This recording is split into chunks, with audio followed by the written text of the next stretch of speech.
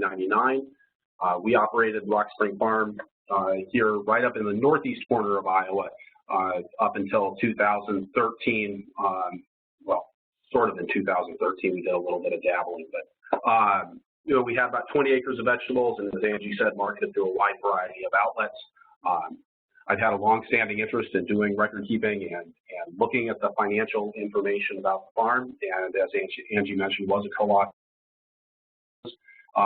When I made the decision for personal reasons to move away from the farm in last year, I built on what I had already been doing some of, which was consulting with other farmers and doing a lot of educational work, both in outreach in speaking and webinars, as well as working one-on-one with individual farmers and doing projects for nonprofit organizations.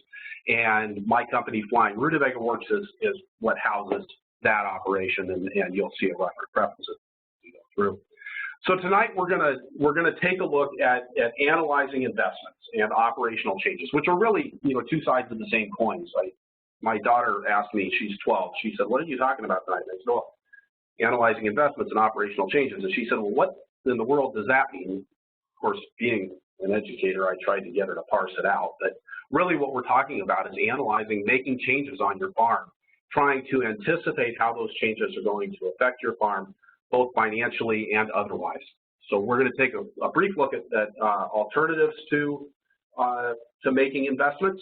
We're going to look at some decision-making practices and get an understanding of depreciation and the impact that has on investment choices, taking a look at cash flow management, the information you need to gather to make a decision, return on investment, net present value, a partial budget analysis, and then the non-financial aspects of making a decision about making an investment on your farm.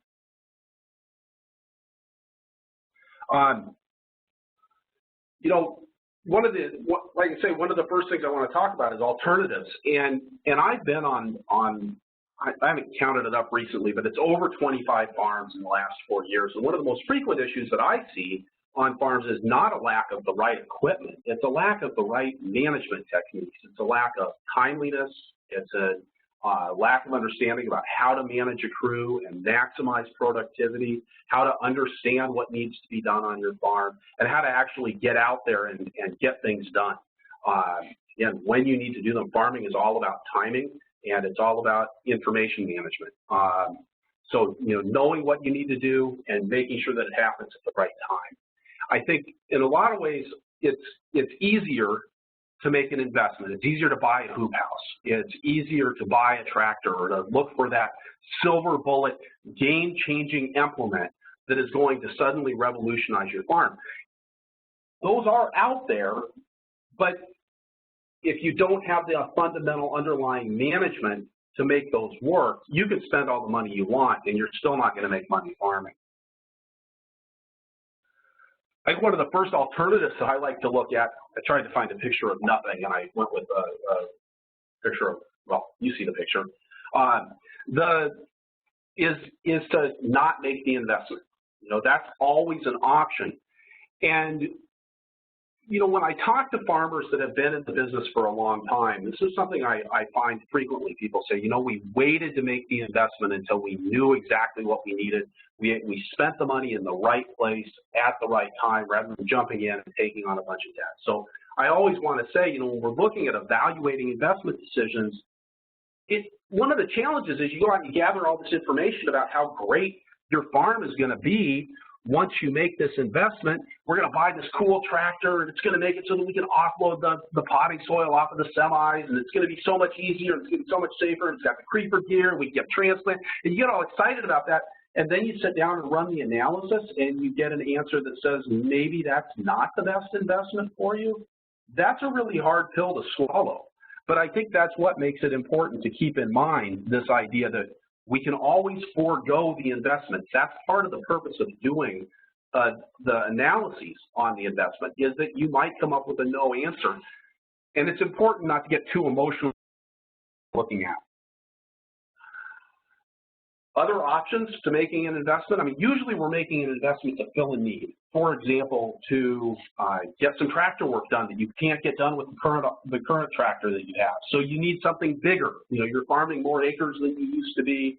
You're doing a new kind of tillage, or you're running a harvest operation on your farm that means that you need a piece of bigger equipment. You know, I think it's always wise to look at, can you logically go out and rent that?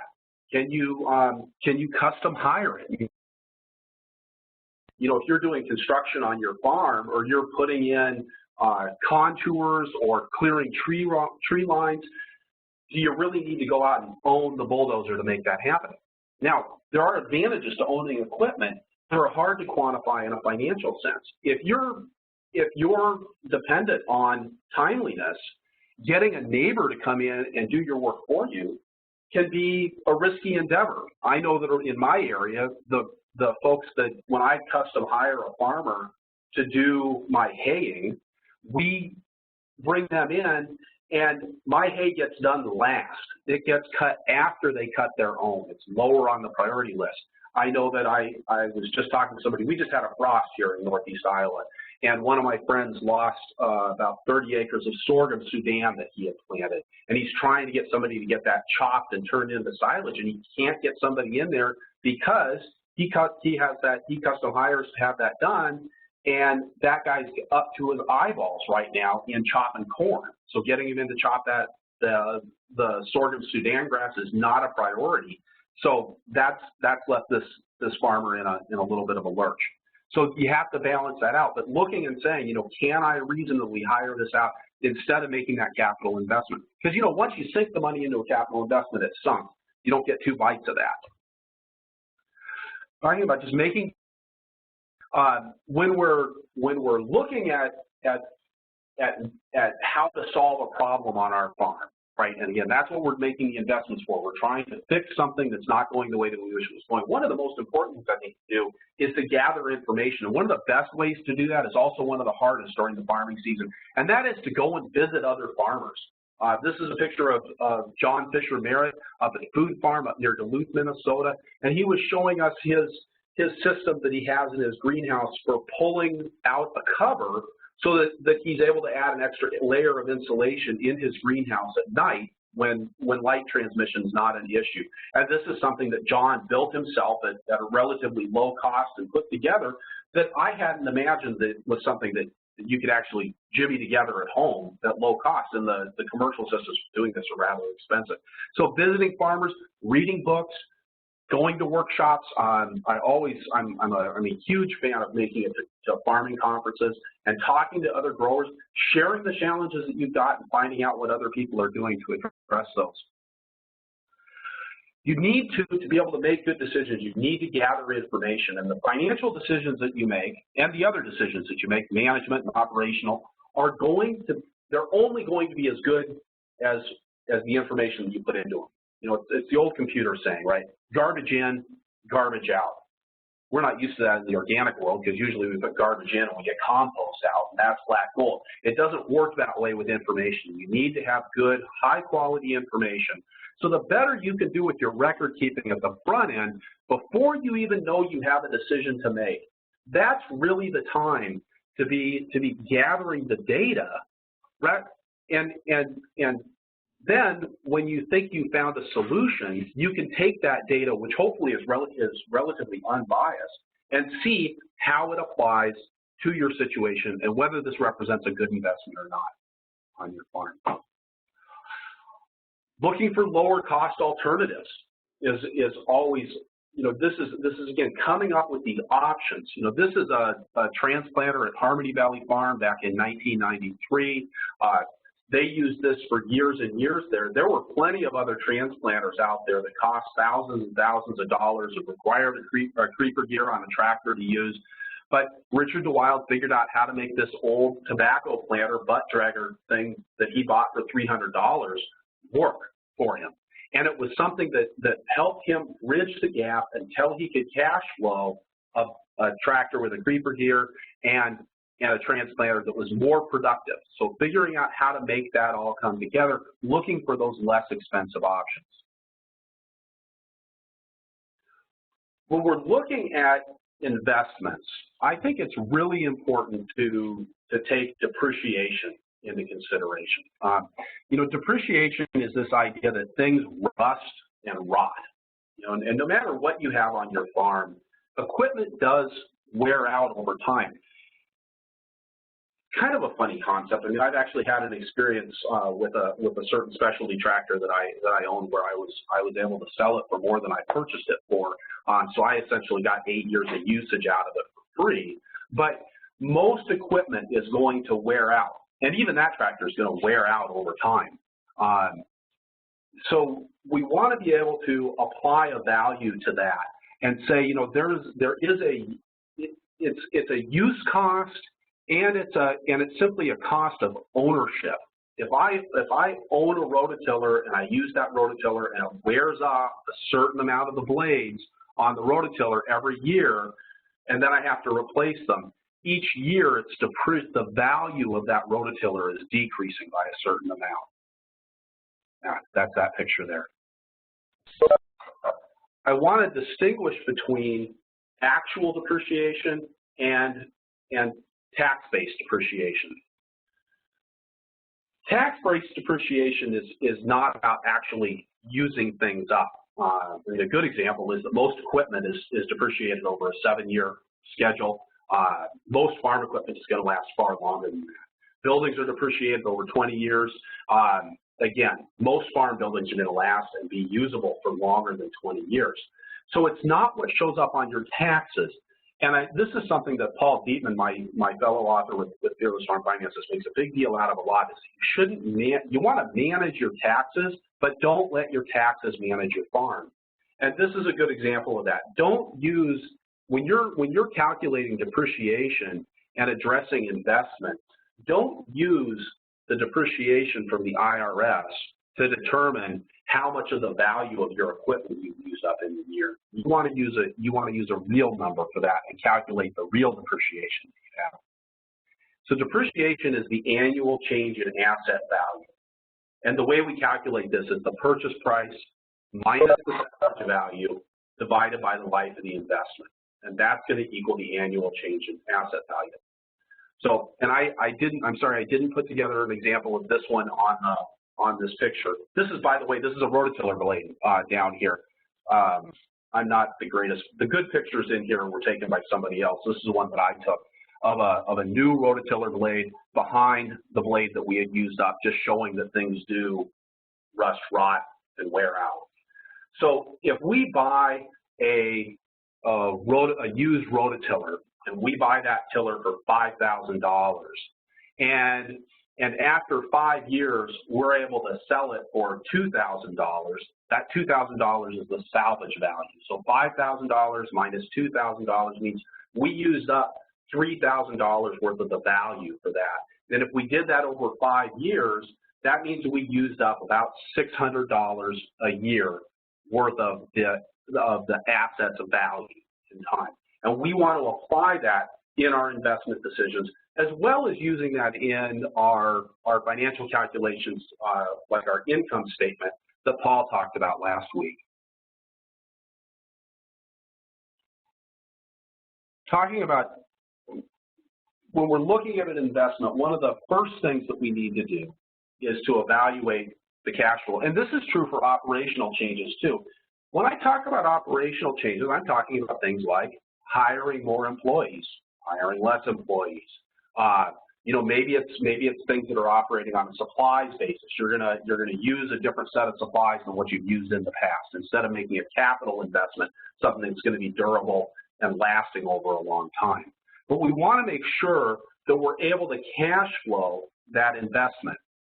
So, and that's because, I mean, obviously we don't want to be running around feeling like we're being chased by the money. We want to be in charge of what's going on here and feeling good about those investments and where they get us. Again, when we're looking at cash flow, we do have to consider that things do wear out. So, and again, this is where that depreciation is a funny thing, because if you buy a rototiller, you are going to need to replace it at some point. So, you know, making sure that you're getting enough value out of your equipment, that you're building the equity that you're going to need down the road to replace that equipment. It's like you got to use you're going to use your current equipment to replace your current equipment, because things do wear out just like your tires when you drive over the road. If you're borrowing money, and whether you're borrowing money to buy the thing or you're borrowing money for something else, money's fungible. So borrowed money is borrowed money. And regardless of what you're spending it on, you're going to have to be able to pay back the principal and the interest on a loan that you take out to buy that equipment. So making sure that you understand what the impact that's going to be. And I want to take a detour here. I don't have good slides about this. I do want to say there's a couple of different approaches to this. And I've been on both sides of this. I did an interview last night with Paul Arnold. Paul and his wife Sandy, I should say Sandy and her husband Paul, run Pleasant Valley Farm out in upstate New York. And Pleasant Valley Farm is a small farm. They got 5 acres of vegetables, but they've made an incredible living on that farm to the point where they buy new cars paying cash. They've built a house with the proceeds from the farm. They've raised their kids. They've continued to make investments in that operation. It's an incredibly profitable operation that they've done completely without debt. And one of the things, except for the original loan on the land, one of the things Paul has said to me is that was critical in their success. They never spent more than what they had. So when they bought a tractor, they didn't buy equipment in the spring anticipating what they were going to do. They bought equipment in the fall when they had enough money that left over from their farming season to plug that into purchasing a new tractor, buying a new rototiller, putting in an irrigation system. Even to the point where he gave the specific example of their irrigation system, they spent about $7,000 on the pond and about $7,000 on the irrigation system itself, but they didn't have all that money in 1 year.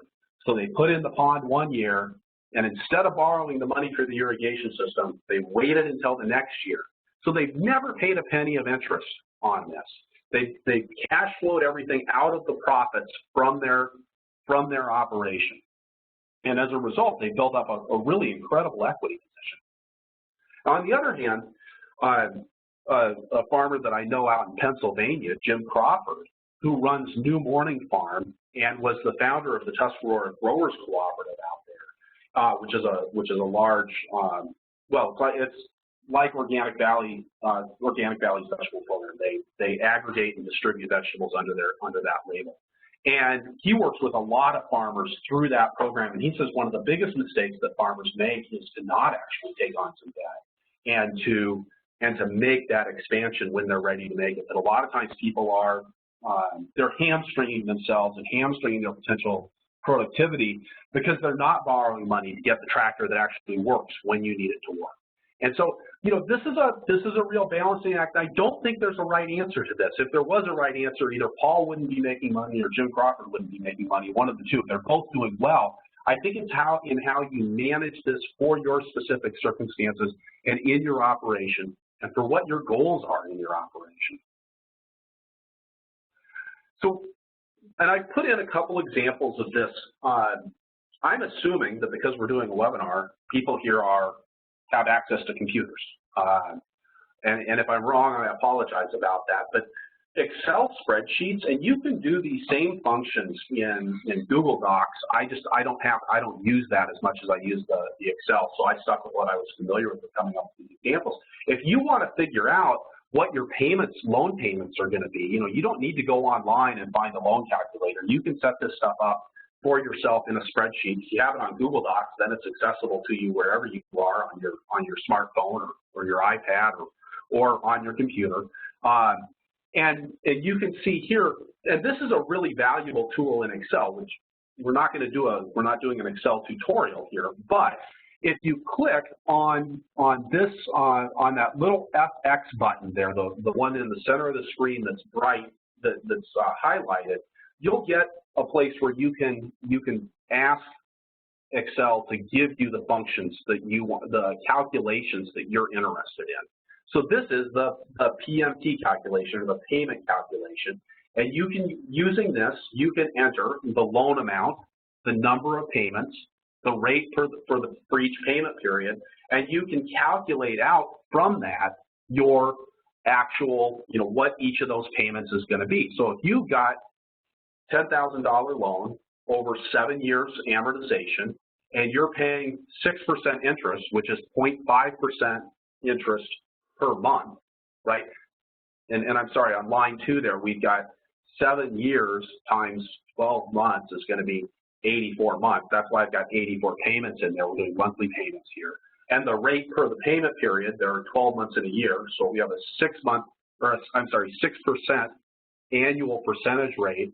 That means we're going to have a monthly percentage rate of 0.5%, and plug it in to this payment formula, and Excel will figure out that you're going to be paying $146.09 a month on that. So when you're looking at taking out a loan, this is the most fundamental calculation if you're looking at financing things, is to say, can I afford an additional $146 of expenses every month as a cost of owning this equipment, or building this building, or owning these cows, right? Those are all variations on capital investments. And so you do always want to be asking that question: can you afford this? Is it possible to cash flow this? Now, of course, there are other expenses associated with owning, with purchasing a capital expense. If you buy a tractor, you're going to have to maintain the tractor. You got fluids, you've got breakdowns. People that have had tractors, I think, are probably aware, tractor tires get really expensive. I remember, one year we got a flat on my Kubota M7040, and it was a $900 repair for one of the rear tires. You really learn to keep the hose picked up when you get a flat tire. It costs you $900, but you do have to be prepared to put that money back in, those repairs and that maintenance, or else that asset ends up sitting idle and isn't doing you any favors. There's operating expenses, right? You've got fuel, you've got oil. If you're using equipment heavily, that can add up in a hurry. If you've got livestock, there's vet expenses. We had sheep, so we had to pay somebody to come in and shear those every year. You're not going to get rich on the wool. And sick sheep also. Of course, the sad thing is with livestock, especially, a lot of times those vet expenses, if you're dealing with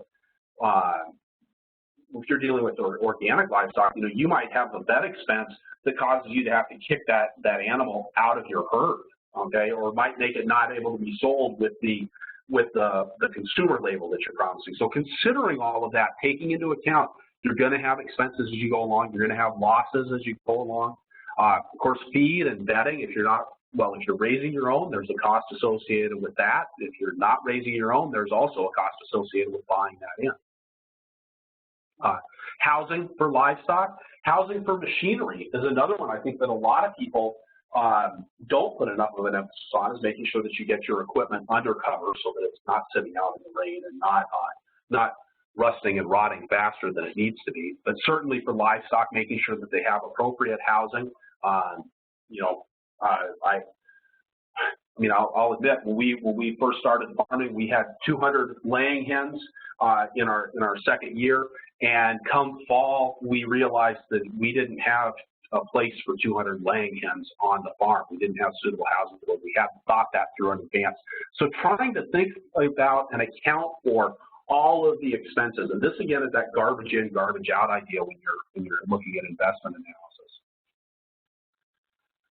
So if you want to get into looking at more solidly the information to gather, really about any change that you're going to make in your operation, whether it's an investment or an operational change, you want to take a look at how much income is this going to add?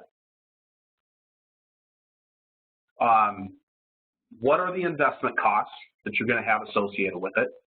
I think I had a slide out of order there. I'm sorry.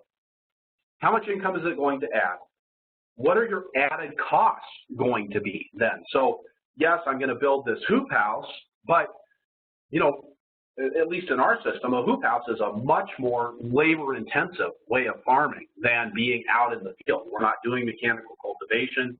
We don't just hook up the manure spreader and spread stuff. We were doing all of this manually, bed preparation by hand. Those are all added costs if you're buying a greenhouse. Of course, you want to include your investment costs. Okay, how much is this building? I mean, I'm gonna fall back on this example of building a greenhouse quite often in this discussion because that's one that I'm familiar with, having built a lot of those over the years. You know, what expenses are going to be associated with not just the frame for the greenhouse, but of course you have to think about the plastic for the greenhouse, and you also have to think about the labor to put up the greenhouse. And a lot of times there are things when you get a quote from a greenhouse company, these things aren't necessarily included. Your site preparation, getting electricity out there, getting water out to the hoop house, you know, the irrigation system, the other things that you might want to make that system work smoothly and give you the kinds of returns that people have told you that you're going to get off of building a hoop house. Tom Franson, when I first got started in farming on my own, told me, he said, whenever you're doing an investment analysis, you're trying to make a decision about a capital project, he said, make your best estimate and add 30%. He said, whether you're building a fence, whether you're building a greenhouse, whether you're building a hog pen, whatever, take your best guess, add 30%, and you'll be right all the time. He said 30% on time and labor, as well as 30% on materials. And it was some of the best advice I ever got. I didn't appreciate how valuable it was at the time, but it was true on almost every building project that we undertook on the farm. It cost us about 30% more than what we originally anticipated. So building in that fudge factor, because if you're going to make an investment decision, you want to make sure that you're erring on the right side. You know, don't inflate the proceeds and decrease the expenses. Go the other way around, right? Inflate the expenses, decrease the proceeds, and then if this really is a good investment, then you're going to see that this is a good investment. This is an interesting one. Lots of operational changes result in lost income, but even building something on, and you know, when you build a greenhouse, if we put up a 3,000 square foot mobile high tunnel, that's going to take up, and it takes up 2 sites, that's going to take up 6,000 square feet, and then you have to add a grassy area around that because unless you're adding gutters or other water control mechanisms, you know, the rain that falls on that hoop house is going to shed off, and you probably want to have grass around there. We found that with a mobile high tunnel, we were losing about a half an acre for a 3,000 square foot mobile high tunnel. Well, that's a substantial amount of lost income that you have to take into consideration there. Of course, you're going to lose some income. I mean, if we're making $20,000 an acre, we lose a quarter acre. That 3,000 square foot greenhouse took a quarter acre. If we're losing a quarter acre of space, we're losing $10,000 of income, but we're also not having some costs that are associated with it, right? We're not harvesting the kale that we might have planted on that greenhouse. So you want to look at all 4 of these things: increased income, increased costs, decreased income, decreased costs with any change. You can gather that information, again, in an objective way. So, and I want to go back to this bias idea that when we're making an investment, when we get excited about buying a tractor or buying a greenhouse, it's because when we start looking into that, in a lot of ways, we've probably already convinced ourselves that this is the solution. And that's why we're going to run through this investment analysis. So if you don't already have data, are you going to, which way are you going to fudge things? If you don't know how much you're already making from the one green hoop house that you've got, and you're excited about building a second hoop house, you're probably going to pump those numbers up. Boy, we're going to make a lot of money on the second house. We're going to be so much more efficient. Our costs are going to go way down. You really want to make sure that you've thought this stuff through and gotten that data before you get into the decision-making process. And when I do talk to successful farmers, I talked about Paul and I talked about Jim with what they did with regards to their investment strategies in growing their farms into profitable operations, but both of them kept very good records. And it is something that I think is almost universal among very successful farmers. is that they do keep good records, and when they need to get the data, they can turn around and get that. They know how long it takes to harvest a pound of tomatoes.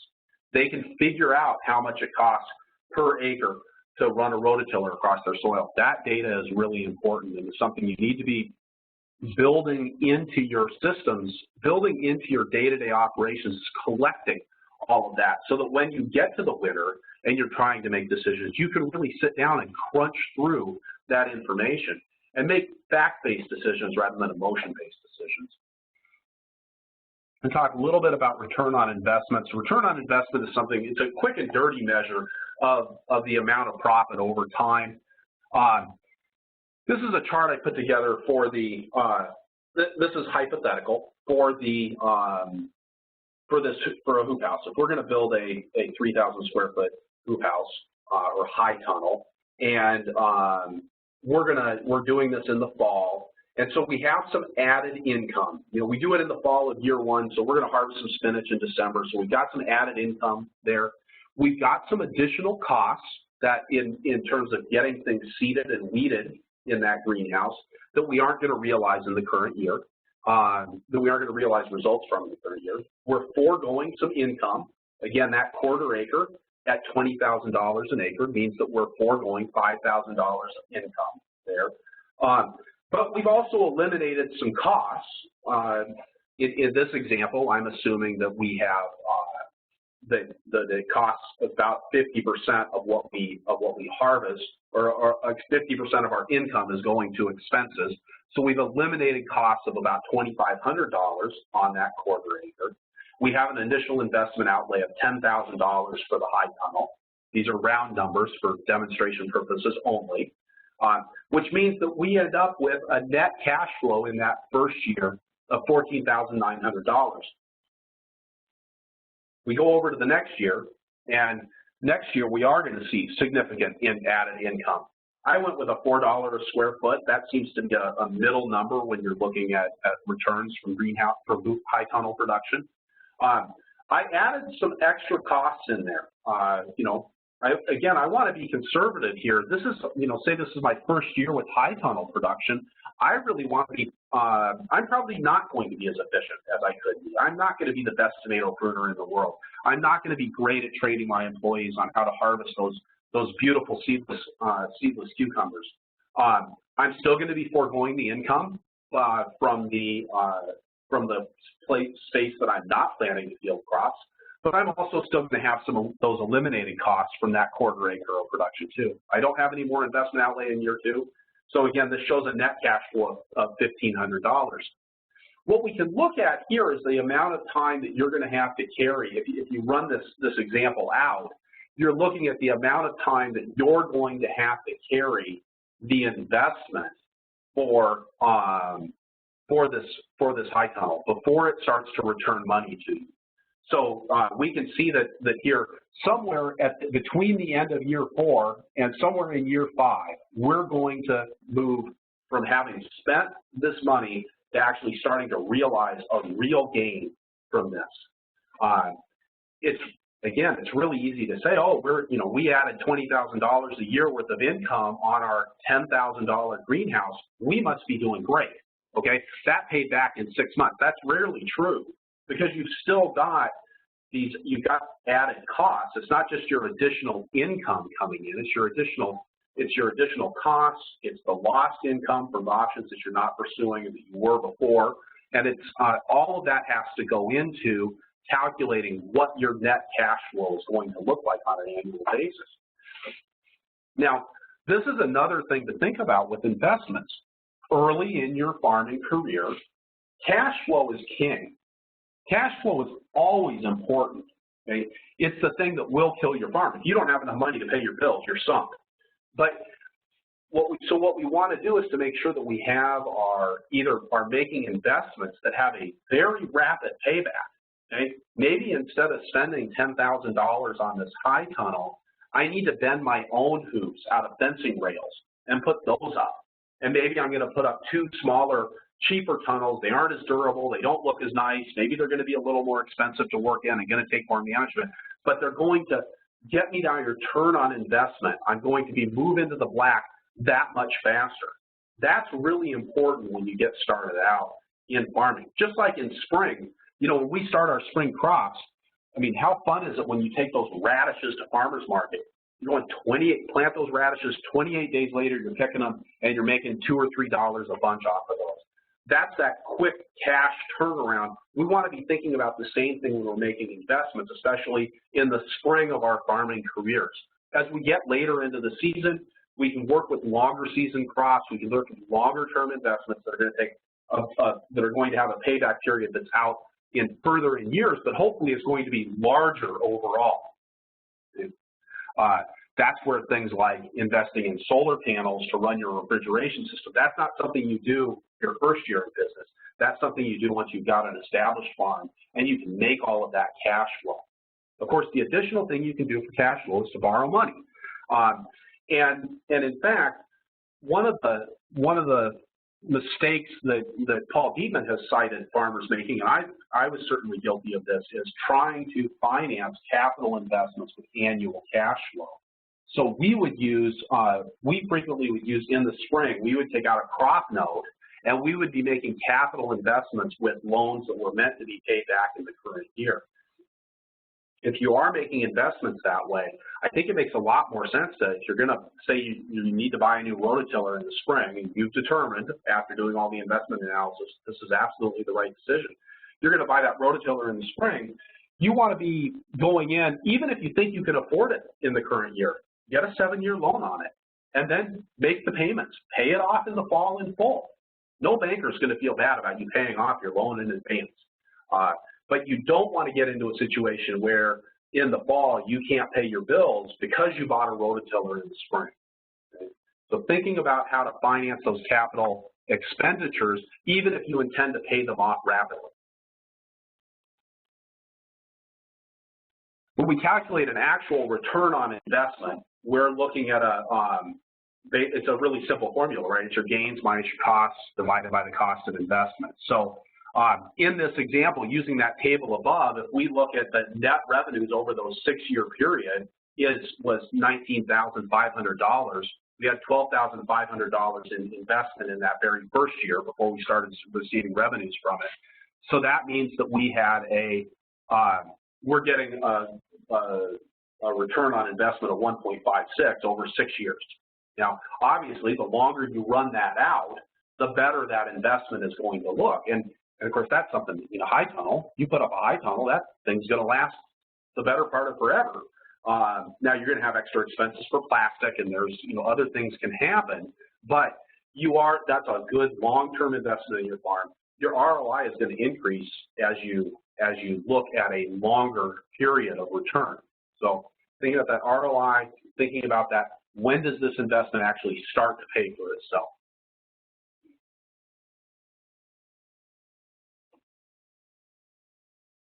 It's always a little disconcerting doing math over a webinar because I can't see faces. I hope that everything that I'm saying is making sense. And so if you do have questions, please do chat them into the chat window, and Angie will make sure that she's following up with me on that. Next thing I want to talk about is the net present value. Net present value is a way of evaluating the total net benefit to your farm of an investment. What net present value does that you don't get in the return on investment is you're actually looking at the time value of money. Okay? Time value of money is what is a fancy way of saying that a bird in the hand is worth 2 in the bush.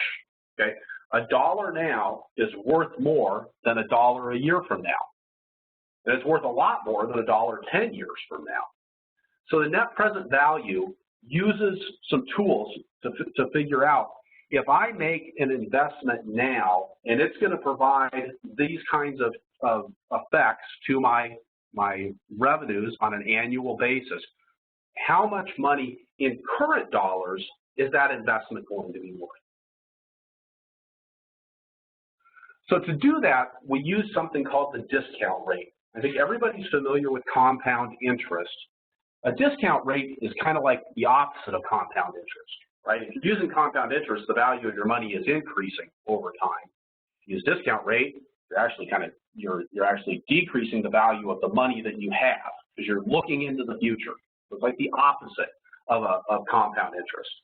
And the way we get a discount rate is you take the cost of the money or your cost of capital, and then you make a risk-based adjustment. So when we talk about the cost of money, that is, well, at a minimum, that's the rate of inflation.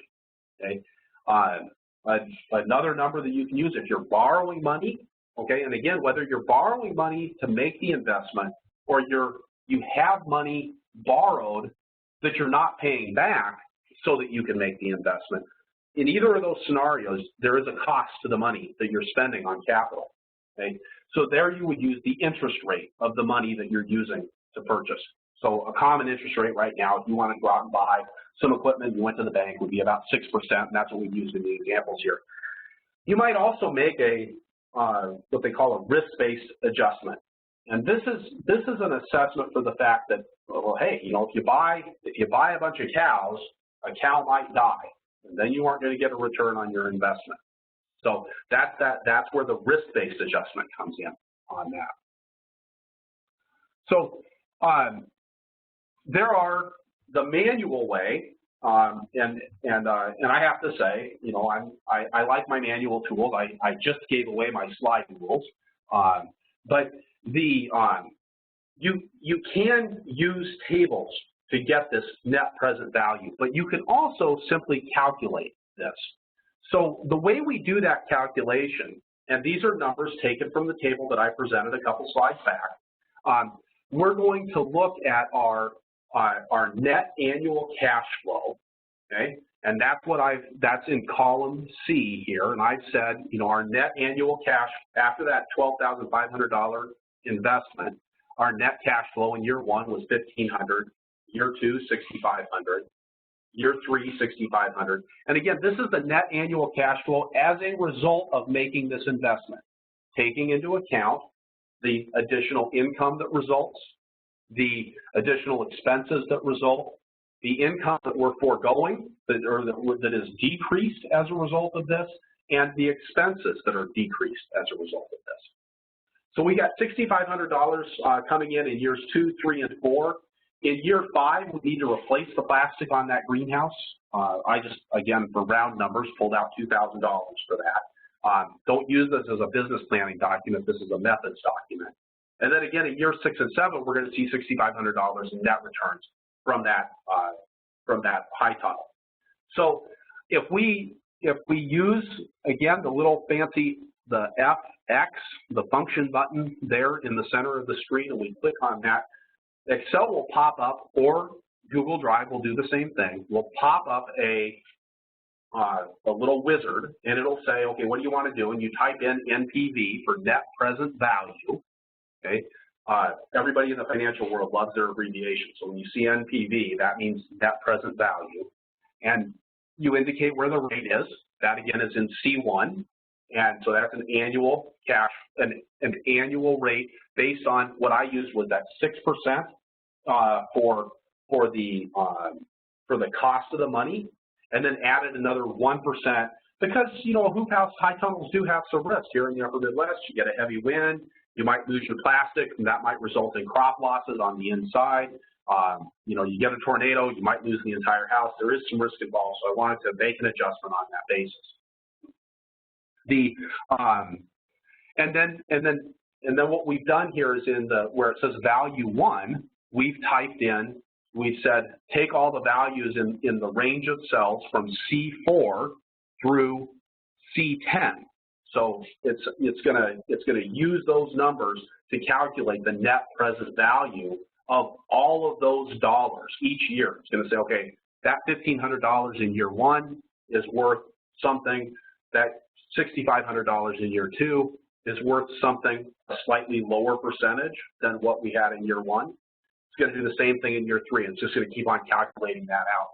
And then what we're going to get as a result is it's going to kick out this net present value down here, and I've got the arrow pointing to it, of $28,932.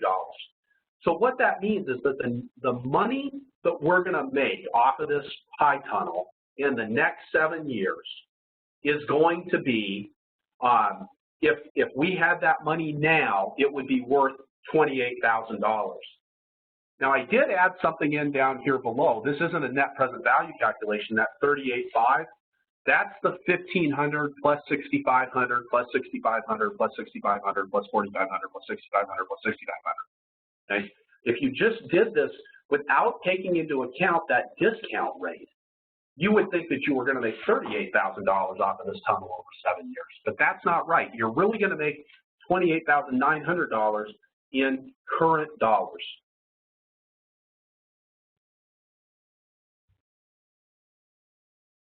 We can also use this tool to evaluate what we call our internal rate of return.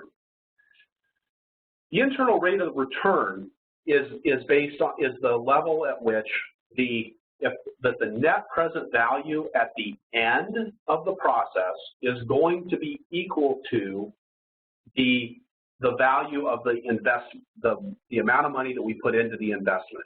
This is how you really want to get down to comparing two different examples. If you're trying to decide whether to buy a high tunnel or buy beef cows, you would run the internal rate of return analysis for beef cows, and you would run it for the high tunnel, and you would see, okay, we're going to make this much money off of cows in 4 years.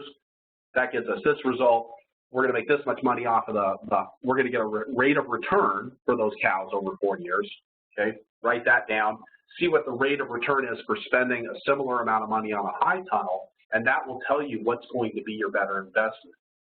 Now, to do this, we use a tool called GoalSeek in Microsoft Excel, which I think is just, and I said we were going to turn this into an Excel tutorial, but I am going to talk about this one really cool tool. And the GoalSeek tool lets you do exactly what it says. We're going to set cell C11. So it says, what I'm doing is I'm telling Excel to make cell number C11, so that's our net present value, turn that into $12,500, which is our investment in C3, and I want it to do that by changing cell C1, which is the interest rate. And when I click OK, it's going to show me that the value, that my internal rate of return is actually 33% on that, and that's pretty darn good. I can say, you know what, that's a good investment, and I can compare that to other investments on my farm. What happens if I buy a beet harvester instead of buying this high tunnel? And what's going to happen over the next 7 years? What's my internal rate of return going to look like for the life of that machine? So that's a way of using that tool to get to actually be able to compare investment opportunities for what kind of rate of return are you going to get. Another tool that's available to us is one that I'm particularly fond of. This is the partial budget analysis. In holistic management, they refer to, and I think there's some slight differences in conduct, but it's a very similar concept. They call it the gross profit analysis. I like the partial budget analysis because I feel like it actually targets what we're doing a little bit more precisely. In the partial budget analysis, what we do is we look at the effects of making a change. And again, we're going to look at the positive effects of making a change. This would be increased revenue and decreased expenses. And we're going to compare that to the negative effects of changing, which would be decreased revenue and increased expenses. And we're going to compare those two numbers. So here's the scenario that I'm working with for this analysis here, for this partial budget analysis. So I've got a farmer who's looking and considering marketing all of her wholesale crops, so the things that she's formerly been delivering directly to stores and restaurants herself, and she's looking at changing and marketing all of that through a producer's co-op. In her current arrangement, where she markets that produce directly to those retailers, she's providing diversity to her income stream, but her delivery route is too long to cover in one day. And so she's looking into ways that she can streamline her distribution. And she knows that she's going to take a lower price for her produce, and she's gone through the target pricing for the products, based on what the information from this producer's co-op, and she's figured out based, how much of a change she's going to get. It looks like she's going to lose about 24% of her revenue if she turns around and markets those same crops through this co-op. But because the co-op buys boxes by the semi-load, they get them at a discount. They sell the boxes and labels to growers at cost, and they deliver them on an as-needed basis. And she's not going to be, so she's actually going to reduce her freight costs on that. So she knows that her revenues are going to go down. That's a negative effect. But she wants to look and say, what else is going to happen with this? So again, she's going to look at the positive effects of changes first. And the first thing she comes up with is that there's not going to be any increased revenue as a result of this, right? We just defined that what she's doing. She's going to sell to an outlet that is going to result in a lower price. So she doesn't have any increase in revenue. However, she is going to get some decreased expenses. She spent 732 hours on wholesale deliveries last year. An average labor cost of $10.35 an hour. She's going to save $7,576. Okay? She's going to reduce her costs on boxes and labels by $658. She's going to reduce her delivery fuel expense. She calculated this out, 212 miles for each delivery, 76 deliveries in a year, 12 miles per gallon, fuel costs $4.12. So she's doing all this math based on the records that she's got, and she gets that she's going to decrease her expenses for fuel by $55.32. And then she looks at the maintenance and repairs, and she says, okay, how much are we going to save on that if we're not driving this delivery truck to do these wholesale deliveries? We're only driving for CSA and farmers market, and she calculates based on a percentage of what she spent last year and comes up with $843. So she adds the increased revenue, or she takes the increased revenue, and then she takes the decreased expenses, and she comes up with total positive effects of making this change of $14,609. Okay, so, but she's also going to have some negative effects of changing. Namely, she's going to have decreased revenue. Her wholesale revenues are going to be reduced by $12,515. Now, because this co-op actually comes and picks stuff up where she is, she doesn't have increased expenses on this account. So she ends up with total negative effects of $12,515. Okay, that's the total negative effects of changing. And she can compare those positive effects and the negative effects, and the net result here is a $2,094 change, positive effect. She's actually going to come out ahead, even though she's taking a lower price for her product. She comes out ahead financially when she's in the scenario. Now, the other things that she's going to look at here is that she's got some risks associated with this, right? Maybe we didn't say how many stores she was selling to. Let's say she had 10 or 12 wholesale accounts in the cities where she was marketing. Now she's looking at having just one account. That's a big risk, a large portion of production into one customer's hands. She's going to lose some of her brand identity in the local foods marketplace because the co-op's going to be providing the boxes and labels. She's not going to be doing that anymore. But she's also going to be thinking about those non-financial benefits. She's not going to have to think about driving those deliveries anymore. She's going to have, she's probably the highest value employee on her farm, and all of a sudden now she's going to have an extra 2 days a week on her farm when she had formerly been driving deliveries. So those are all the kinds of things that you would want to take into account there in a partial budget analysis. Now, and again, this is looking at making a change versus versus staying the same. So just talked about some of those non-financials. I got excited about that. I think the non-financials are so interesting. And the financials are good too, but the non-financials matter a lot. And here's a big one right here, right? Farming is lifestyle intensive, and it's biological. It's not industrial in its nature. You can sit here and you can do math until the cows come home. If you run a factory, you can make hard-nosed decisions about that. But on your farm, you've got to be thinking about other things. You're thinking about the life of the soil. You're thinking about You're thinking about weather-related risks, market-related risks. You're thinking about the quality of life. How is this going to affect the time that I have to spend with my wife, my children, down at the corner bar? All of those things that matter to us. How is this going to change that? We want to make sure that we're carefully considering cause and effect. Right? You don't want to be coming up with solutions to problems that don't exist. Okay? You want to be going after. If your problem is that your employees are too slow, is getting a mechanical beet harvester going to solve that problem? What's the root cause of the problem? Is it your lack of management skills? Is it that your fields are too weedy and that's why your employees are slow picking beets? Because if you get a mechanical beet harvester and you haven't solved the weedy field problem, that mechanical beet harvester isn't going to do you any good. So making sure you understand what's the cause of the problem that I'm trying to solve with this investment or this operational change. Doing a weak link analysis, okay? Looking and saying, what's the weakest link in the chain and are we addressing that? This is similar to cause and effect, but subtly different. What's the place that's most likely to cause our systems to fail? Okay? And are we addressing and shoring up that issue? Okay?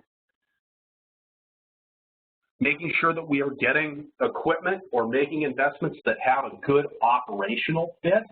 It doesn't do any good. I actually worked with a farm that bought a mechanical carrot harvester, but the mechanical carrot harvester couldn't go any skinnier than 11-inch rows, and they had 10-inch rows on their carrots. So it didn't fit with their operation. Really easy mistake to make. So making sure you have good operational fit. And this is a Bill Mollison permaculture thing, is trying to make sure that everything that you do has more than one function. The beet harvester also picks carrots and it also picks rutabagas. In this case, we're using, and this was an idea that we abandoned. It didn't work for our farm for a variety of reasons, but we were putting mulch out. So putting out the mulch had a weed control effect. It kept the crops clean. It also had an effect of building the soil. So trying to get more than one use out of anything that you do. Finally, and anybody who's listened to me talk before has heard me talk about productive capacity. In agriculture, we're all about production. We're all about outcomes. More lettuce, less time, okay? More money, more. A lot of times we forget organic agriculture is actually all about building our productive capacity. And that's the same thing that we want to do with our investments. Is this investment, is this operational change going to increase my ability to do more, or is it just going to be more? Can I get those multiple benefits out of it? Again, that's a multiple benefit thing. If I'm putting mulch down between my rows for weed control, I'm building the productive capacity as well as increasing the output of my crop by reducing competition. So I always want to be looking at how can I build my productive capacity? What can I do to become a better manager? And is this investment going to help me become a better manager on my farm? In the partial budget example that I just gave, the investment that farmer was making that meant that she was going to be able to spend more time on the farm, that actually increases her productive capacity. And it's not just productive capacity for the farm, but her productive capacity as a whole person. And that's really important and something to not lose sight of. All of this by way of saying that as we go through these efforts and as we're thinking about our farming operations, profit's not the point. We don't get into this business to get rich. I don't know anybody that farms for the sole purpose of making tons and tons of money. But if you don't make some money, right, then none of it works. So that is where making these good decisions, using these financial tools, making careful analyses, keeping careful records so that you have good data on which to base your decisions. That's where that all matters. Is so that in the end we can have more farms, more people having more success on their farms, and hopefully increasing the quality of life, quality of the environment, and the quality of our country altogether. So thank you very much for joining me tonight. I know that Angie's going to say in just a moment here that we're open for questions, and she'll be working to take those. Before she does that, I would like to say that I do put out a weekly newsletter. This is the link that you can use to sign up. here. Comes out on Thursday mornings, and we talk about systems and tools for farmers to succeed. I'm reading my slides. I hate doing that. I think it's a pretty good newsletter. I got some nice feedback about it. Kind of a way to just keep up. You know, it's short enough that we hopefully you get in and get out really fast, get a lot of value out of it without having to spend a lot of time with it. So I would encourage you all to sign up for that. Great, thanks, Chris. Again, if anybody has any questions, feel free to type them in, and if you would prefer to save your questions, or if you think of questions later, feel free to email me, Angie@mosesorganic.org, and I'll make sure to get some answers from Chris for you. And I don't see any coming in so far. So I just want to thank everybody again for joining us tonight. Appreciate you taking the time. And again, if you think of things later that you want some help with, just contact me and I'll make sure to get you connected with Chris. So thanks for joining us, everybody. Have a good night.